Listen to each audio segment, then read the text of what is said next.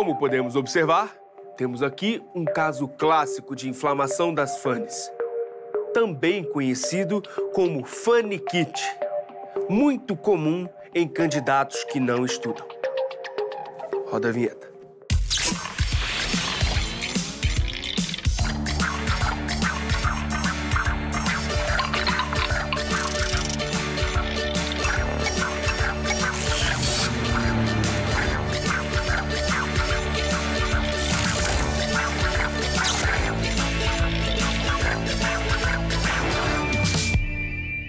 Hoje o Hora do Enem tá Cretáceo, Jurássico, Triássico, um verdadeiro parque dos dinossauros. Já vem a gozação! Que gozação o quê? Hoje a gente troca uma ideia com o paleontólogo Alexander Kellner, que trouxe um monte de fósseis irados pra gente ver. Aguenta aí, porque agora a gente aquece falando de biologia. Vem pra cá, professor Kilder Domingos. Opa, tudo bem, Lange? Tudo bem? Tudo bem. Seja bem-vindo, professor. Obrigado. Prazer ter você aqui.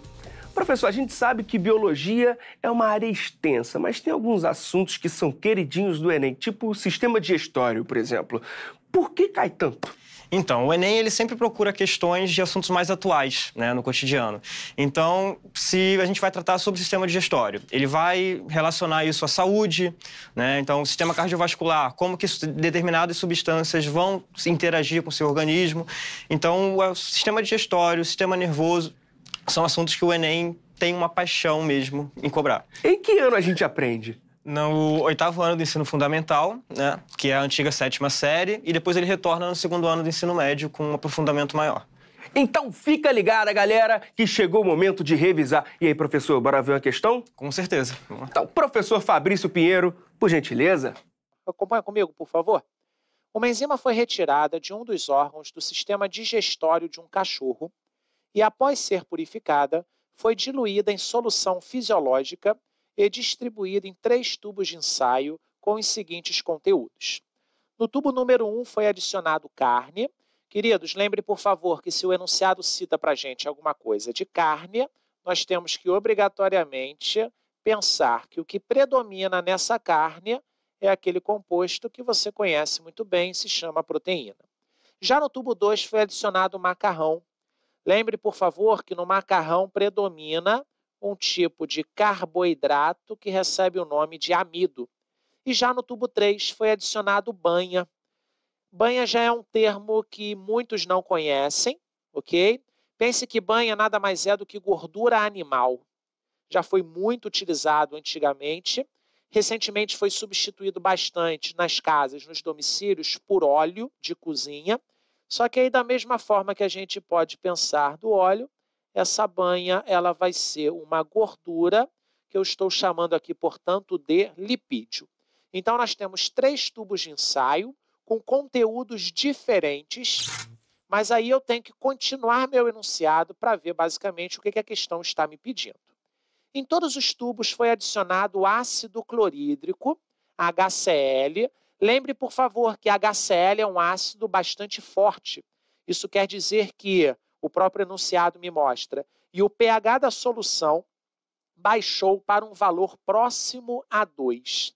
Então, queridos, tem que vir à nossa cabeça que algum desses compostos será digerido num pH extremamente ácido.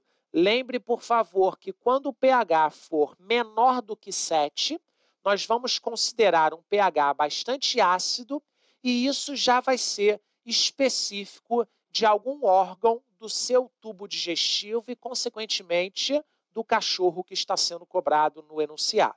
E o enunciado ainda continua. Além disso, os tubos foram mantidos por 2 horas a uma temperatura de 37 graus. Queridos, 37 graus, o enunciado mostrou para a gente que é uma temperatura bastante interessante em que determinada enzima vai continuar funcionando perfeitamente. A digestão do alimento ocorreu somente no tubo 1. Então, o enunciado ele descreveu para mim que no tubo 1 foi colocado carne, no tubo 2 foi colocado amido e no tubo 3 foi colocado banha, lipídio, ok? E o enunciado ele descreve alguma coisa do tipo: a digestão ela vai ocorrer apenas no tubo 1. Tubo 1 esse que apresenta uma boa quantidade de proteínas que foram colocadas ali. E qual é o raciocínio lógico que nós temos que ter?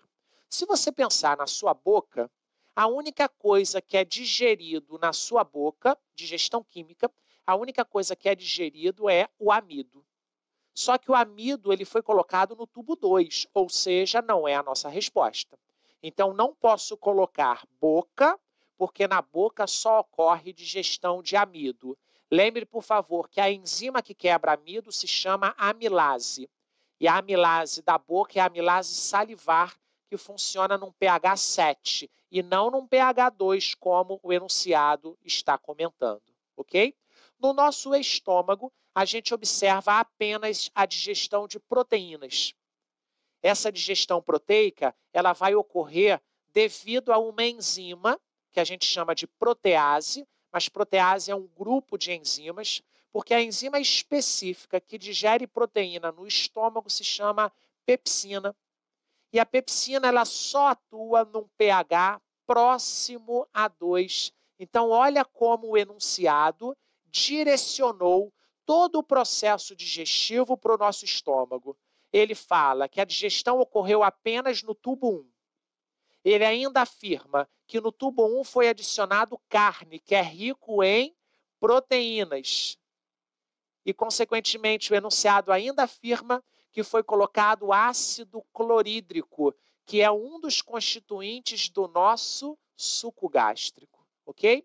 Então, só olhando a nossa pergunta, de qual órgão do cachorro a enzima foi retirado? Eu acho que ficou bem claro que o nosso estômago é o único órgão do nosso tubo digestivo e do cachorro também. Perceba que eu estou explicando pela digestão humana, mas você pode fazer uma associação ao cachorro. O estômago é o único órgão que vai atuar numa digestão proteica, num pH ácido. Isso quer dizer que essa proteína vai ser digerida pela pepsina no nosso estômago e também no estômago do cachorro. Por isso que o nosso gabarito, resposta letra C. Valeu, galera. Muito obrigado, professor. Eita, questão cheia de dados, hein? Muito bom. Vamos por partes, professor. Lá no início, o professor fala que acontecem algumas coisas bastante importantes no nosso tubo digestivo. Mas a questão usa o exemplo de um cachorro. Se a gente fizer uma comparação básica, né, nós somos muito semelhantes. Né? De diferença seria a capacidade que suporta o estômago do cachorro até 8 litros, né? O homem, 1,5 litro. O pH do cachorro vai a 1 a 2, extremamente ácido. O do homem vai de 1 a 3,5, ácido também. Né? Então, se o aluno pegasse essa questão e trabalhasse com o conhecimento do sistema digestório humano, ele também conseguiria resolver. Né?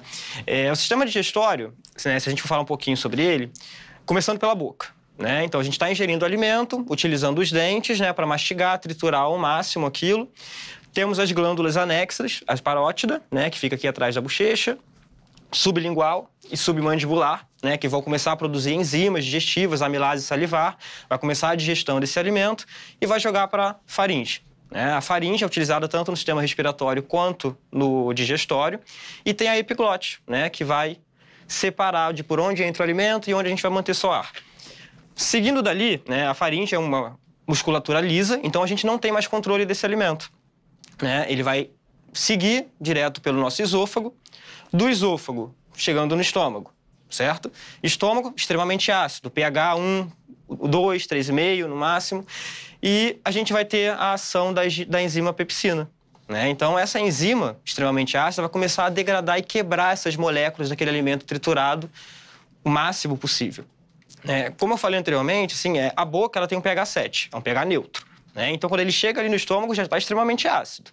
Chegando dali, chegamos ao intestino delgado. O intestino delgado também tem que ter um pH mais alcalino.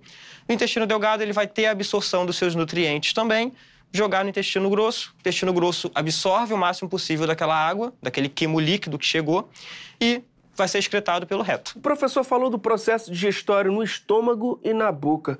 Mas em relação aos distratores, lembrando que são as alternativas erradas, você pode falar um pouco pra gente? No A, primeiro o fígado. Por que o fígado está errado? O fígado, ele tem a função ali de produzir a bile, né? E a bile, ela produz enzimas ali que são alcalinas, né? São básicas. Então, essa bile que é produzida no fígado, ela vai ser jogada na vesícula biliar, né? A vesícula biliar ela armazena essa bile, né? Muitas pessoas pensam que a vesícula biliar ela está produzindo bile. Não, ela só armazena, né? E como ali tem essas substâncias são altamente alcalinas, elas vão basificar, né, esse ácido que está vindo proveniente do estômago. Então a gente segue para o pâncreas, né? O pâncreas ele é responsável por produzir diversas substâncias, né, que vão alcalinizar aquele alimento, vão basificar o alimento ácido proveniente do estômago. Então, como que isso acontece? Quando o alimento, aquele quimo ácido, né, que já foi produzido ali com ácido clorídrico, com a pepsina, aquele alimento que já foi triturado, as moléculas maiores que se transformaram em moléculas menores, chegam no duodeno, assim que ele toca na parede do epitélio interno do duodeno, ele manda uma informação para o pâncreas, né? Ele começa a produzir secretina e o pâncreas recebe essa informação de que ele tem que liberar o suco pancreático. E o suco pancreático, ele é rico em bicarbonato de sódio. Então, o que vai acontecer ali? Quando o alimento toca no duodeno, que é a primeira porção do intestino delgado, ele joga um jato de bicarbonato de sódio nesse quimo, que vai deixar o pH dele 8, 8,5, né? Para você ter noção. Começou neutro na boca, pH 7, foi para o estômago, um pH altamente ácido, 1 a 2, mais ou menos. Quando chega no duodeno, ele já volta a basificar. Porque o duodeno, ele não suporta a acidez do estômago. Ele iria começar a corroer toda aquela parede. Então, o pâncreas, ele joga aquele jato de suco pancreático, né, altamente, né, rico em bicarbonato de sódio, para alcalinizar aquilo de novo. Então, ele vai percorrer esse intestino delgado. O intestino delgado é responsável pela absorção da maior quantidade de nutrientes. E esse quimo, ele começa a passar no meio líquido, né? Toda a digestão, ela acontece no meio líquido. Quando ela passa por ali, ela chega finalmente no intestino grosso. E o intestino grosso, ele é responsável pela absorção dessa água. Então, você escuta ali, teve diarreia, saiu aquele jato d'água, né? Aquela coisa horrível, né? Então, aquele jato d'água é porque ele passou muito rápido pelo intestino grosso e não deu tempo dele absorver o suficiente, né? Então, ele sempre vai ter esse trato e vai ser básico novamente. Então, pela questão, né, por que estariam erradas, né, esses distratores dessas questões? Porque o estômago ele é altamente ácido, a pepsina é que vai degradar a proteína, e a proteína é carne, né? E foi um dos tubos, a carne foi a única degradada. E todas as outras partes do digestores, tirando, né, o estômago, elas são altamente básicas, né? Então não tem como a gente aproveitar essas questões. E se eu quiser aprender um pouco mais sobre o assunto? Eu gosto muito dos vídeos do Paulo Jubilu, né? Ele tem vários vídeos disponíveis gratuitamente no YouTube.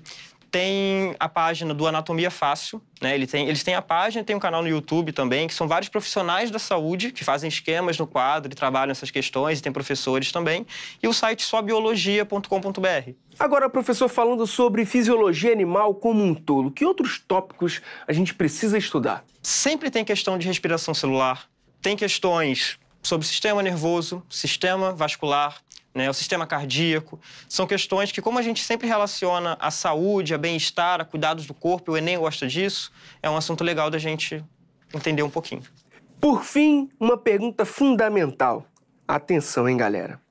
Essa questão 62 da segunda aplicação do Enem 2015, Caderno Azul, traz um tema polêmico. Pesquisa científica com animais e seres humanos.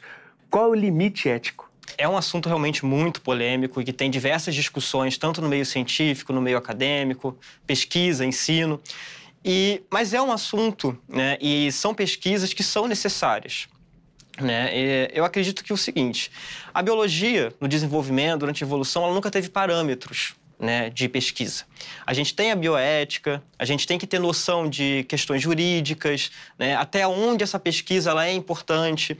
Em que momento, né, essa pesquisa vai contribuir com o desenvolvimento da sociedade? tudo isso tem que ser levado em questão, né? Então, a gente fala em uso de pesquisa com animais, a gente fala em pesquisas com seres humanos, mas a gente tem que ter sempre a ética da vida, né? A bioética, ela trabalha em cima disso e a gente tem que sempre que levar em consideração em até que ponto a gente pode chegar e como ela vai contribuir para a gente.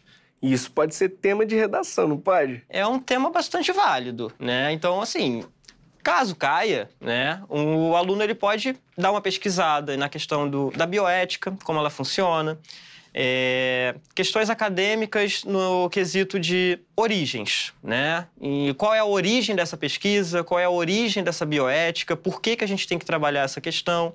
Tem diversos artigos acadêmicos, né, disponibilizados que eles falam sobre essa questão da bioética e o uso de animais e o uso de seres humanos nas pesquisas. Professor, muito obrigado pelo bate-papo. Valeu mesmo. Volte sempre, viu?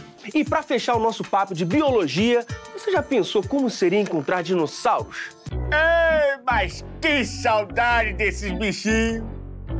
Lembra até do Rex. Ah, Rex. E é para matar essa saudade que a gente recebe o paleontólogo do Museu Nacional e professor Alexander Kellner. Seja bem-vindo. Ô, meu caro Lande, como é que você tá? Tudo bem? Tranquilo? Beleza? Que história é essa de estudar os dinossauros? Mas isso é uma maravilha, meu amigo. A gente aproveita e se diverte bastante e o que é melhor, nós fazemos descobertas das primeiras formas de vida que existiram na Terra, nas quais, inclusive, depois de alguns milhões de anos, se inclui os dinossauros. E o que fazem os paleontólogos? Nós estudamos fósseis, e fósseis são todas as evidências da vida que existia no nosso planeta há milhões de anos atrás. Professor, tô vendo que você trouxe muita coisa aqui. A gente pode ver? Claro, meu caro. Veja só que... O que você consegue deduzir aqui? Aqui, que é uma plantinha ou uma pena, talvez. Exato. Não, isso aí é uma planta que existiu há mais de 270 milhões de anos, onde hoje é o Irã. E você observa bem que você tem a impressão dessas folhas que lembram uma samambaia fóssil. E isso que é o legal, que quando a gente fala em termos de fósseis, não é só dinossauro. Você tem uma diversidade tremenda de organismos, como plantas e outras coisas afins. Então, paleontologia não estuda só animal? Não, estuda vegetais também. Todos os organismos, todas as evidências de vida no passado geológico do nosso planeta, isso é a nossa praia, é aí que nós trabalhamos. Pois é, eu tô vendo aqui, parece um pedaço de tronco, professor. Exatamente, isso aqui é um tronco fóssil que foi encontrado em camadas formadas há mais ou menos 80 milhões de anos atrás e vem, sabe de onde? De onde? Da Antártica, justamente o Polo Sul, nessa região, onde hoje você tem um deserto gelado, mas há uns 80 milhões de anos atrás você tinha florestas e uma fauna e flora bastante rica. Que isso, tô vendo que tem dente, tem garras. Explica pra gente essa aqui, por exemplo. Isso aqui é uma garra de um dinossauro carnívoro que viveu em torno aí de 90 milhões de anos atrás na Patagônia, Argentina. Eu tô vendo aqui, isso parece uma pedra preciosa, o que seria? Isso aqui é uma amonita, que é um molusco, um grupo totalmente extinto, e esse material especificamente foi encontrado no Marrocos. Rochas, a gente está falando de 150 milhões de anos, mais ou menos, né? E você pode observar que você tem, na realidade, que a matéria orgânica foi toda embora e você tem minerais no seu lugar. Até aqui você vai ver que tem uma variação de coloração que lembra muito um mineral chamado opala, por exemplo. E esse quadro aqui, o que seria? Olha só, essa é uma das peças mais interessantes que eu trouxe, porque essa é uma réplica da ave mais antiga que foi encontrada. O material original foi encontrado na região sul da Alemanha, em rochas de 155 milhões de anos. E se você observar bem, olha aqui, você consegue ver tanto a parte do esqueleto, o crânio, o pescoço, parte dos membros anteriores, dos membros posteriores, e dá uma olhadinha se você consegue ver alguma coisa aqui do lado. Tem uma sombra que parecem penas. Exatamente, são penas preservadas. E quais são as áreas de conhecimento que são necessárias para o estudo da paleontologia? Para começar, para você se tornar um paleontólogo, você só tem dois caminhos. Ou você faz uma graduação via geologia, ou você faz uma graduação via ciências biológicas. Quando você faz geologia, você está preocupado com microfósseis, com questões de datação, inclusive com geologia do petróleo, que é tão importante para a gente. Mas quando você faz ciências biológicas, aí você vai procurar entender como o animal vivia, como ele funcionava, quais são as relações de parentesco que ele tinha. E a paleontologia, por ter essa feição multidisciplinar, ela se apropria de conhecimento de geologia, biologia, como eu te falei, mas também da química, matemática, estatística e diversos outros. E paleontólogo é tipo um Indiana Jones? Olha, não, ele está mais para Alan Grant. Porque o Indiana Jones, ele é um arqueólogo. E aí, às vezes, as pessoas confundem bastante arqueologia e paleontologia. Enquanto que o arqueólogo está preocupado com artefatos, ou seja, com o ser humano produzindo culturas, ponta de flecha, tecidos, até algumas construções com pirâmides e múmias, o paleontólogo se preocupa com os animais ou organismos mais antigos. A gente se preocupa em termos do organismo em si, mas não de questões culturais. Vocês vão muito para o campo, né, professor? Como que é esse trabalho, por exemplo, nesse quadro, para descobrir ou para, sei lá, tirar tudo que tem em cima, identificar onde pode tirar um pouco mais de pedra? Não sei, eu queria saber. O primeiro ponto que você tem que resolver é que tipo de fóssil você quer encontrar. Se você quer encontrar um tipo de peixe, se você quer encontrar um dinossauro ou qualquer outro grupo, você tem que, então, procurar camadas que representam o tempo que esses animais viveram, tá? E uma vez que você tem essas camadas, e onde que você vai achar isso? No mapa geológico. Então, a gente pega o mapa geológico, descobre que a camada X, onde tem o animal que você está procurando, viveu. Aí você vai para o campo, e aí, meu caro, anda, e geralmente volta para casa sem nada. É um sufoco danado. Só que, no entanto, quando você às vezes consegue encontrar em certas regiões uns pedaços desses organismos, aí você pensa em iniciar uma escavação. Se é uma região rica, você costuma retornar no ano seguinte, aí você já vai direto para aquele ponto que você já sabe que tem os organismos ali, e aí começa a fazer uma escavação. Professor, agora eu quero saber qual é o fóssil que você sonha encontrar. Ah, meu amigo, o meu maior sonho de encontrar seria um pedaço de pterossauro no âmbar. O que são pterossauros? São animais voadores, foram os primeiros vertebrados a alçarem voo. Eu vou até te mostrar aqui um outro fóssil que eu trouxe. Eles, inclusive, para desenvolver o voo, eles diminuíram bastante o seu peso e conseguiram fazer isso ao desenvolver os ossos extremamente finos. Você tá vendo? Só essa casquinha aqui. Vou te comparar com o osso de um dinossauro. Aqui você vê, olha a diferença, como é bem mais espesso, né? Então, eles fizeram isso para economizar o voo. Você também trouxe uns livros, né, professor? Mostra pra gente. Ah, trouxe sim. Olha só, na verdade, são 3 livros que têm uma natureza um pouquinho diferente. Esse primeiro aqui, que se chama Caçadores de Fósseis, é baseado numa coluna que a gente edita na Ciência Hoje, é um programa da SBPC, e a gente todo mês publica, vamos dizer, uma pequena história sobre algum achado que foi feito no mundo. Um outro livro que também é bem bacana é um que conta os bastidores de algumas das principais descobertas feitas no Brasil. E, por último, também é um projeto que a gente tenta desenvolver de popularizar a ciência da paleontologia através, vamos dizer, de romances. Então, esse aqui é um romance a partir de uma expedição que nós fizemos no Mato Grosso, onde às margens de um rio chamado Confusão, no município de Tesouro, que são nomes reais, a gente fez várias descobertas bacanas. E a gente, então, tratou essa expedição de uma forma bem simples, onde qualquer pessoa que nunca tenha ouvido falar de paleontologia, ao ler esse livro, aprende um pouquinho. Porque são crianças que vão para uma expedição e, naturalmente, não sabem nada de paleontologia. Imagino que vai ser aquela azaração, né? Até acontece um pouquinho, mas aprende muito sobre a descoberta dos fósseis. Então, qual é a sua dica? A minha dica é o seguinte: se você gostou de paleontologia, se você quer entender um pouquinho mais sobre essa história maravilhosa que é a diversidade da vida que existiu no passado geológico do nosso planeta, além de ler muito, tente fazer um estágio numa instituição tipo museu. Por exemplo, o Museu Nacional, que fica localizado na Quinta da Boa Vista, que, aliás, ano que vem completará 200 anos de existência, que é um negócio bem bacana. Nós oferecemos vários estágios para interessados. Professor, muito obrigado. Não tem Nada. nem como agradecer. Foi muito bacana mesmo o papo. Obrigado. Tá ótimo.